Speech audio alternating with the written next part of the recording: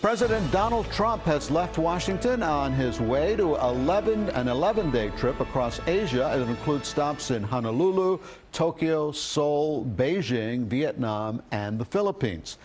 The trip considered high stakes because the president is expected to discuss the next steps in dealing with North Korea's nuclear threat on top of key trade talks. CBS 4's Molalenghi has details from the White House. President Trump says North Korea will be a key focus of talks with Asian leaders during his 11-day trip to the region. We'll be talking about, obviously, North Korea.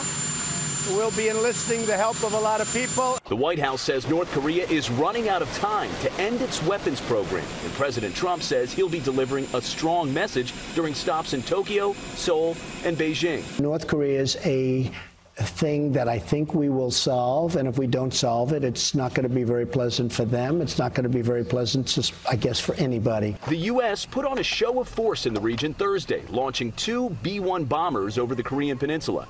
North Korea state media called yesterday's demonstrations a surprise nuclear drill. It claimed that, quote, gangster-like U.S. imperialists are trying to start a nuclear war. The White House says the president is also preparing to talk tough with American trading partners. Increasing prosperity of the American people is always one of President Trump's top priorities. Throughout the trip, the president will stress his commitment to free, fair, and reciprocal trade. One other item may also be on the agenda. A Kremlin spokesman Friday would not rule out a meeting between President Trump and Russian President Vladimir Putin during an economic summit in Vietnam next week. Molalenghi, CBS News, the White House.